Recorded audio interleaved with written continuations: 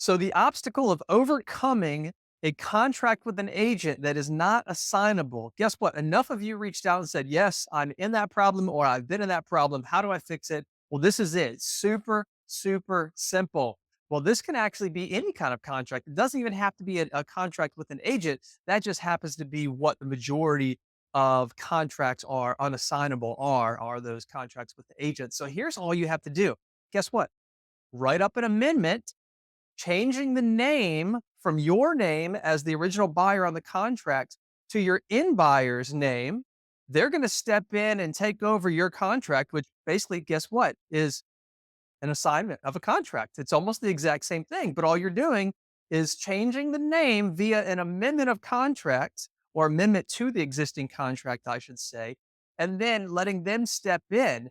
But what you want to also make sure you do to protect yourself is right before that, you're going to have a marketing agreement. You're going to have some other agreement that you are already going to sign and make sure that your fee, which is what you would have done with an assignment of contract, make sure that your fee is specified, and then that way you're still mixed in with the deal and you're communicating with the closing team.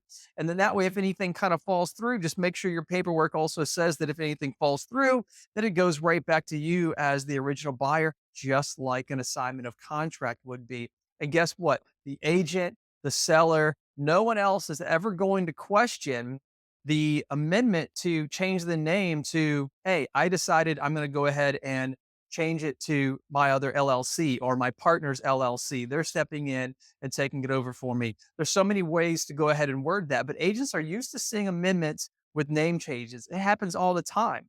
So then that way also the contract now, um, if you were not able to assign it, well, then again, this is the simple workaround. So that's all you guys have to do.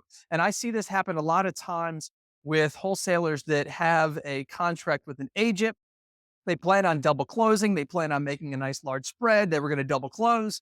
And then last second, the buyer kind of came down on price. Something happened. It was just a small fee. And they're like, man, what's the point of double closing? I can just assign the contract. Oh, never mind. I can't. It's a contract with an agent. I can't assign the contract. So this is a perfect opportunity to then just do the amendment, change the name, let your buyer step in, and you still get your fee.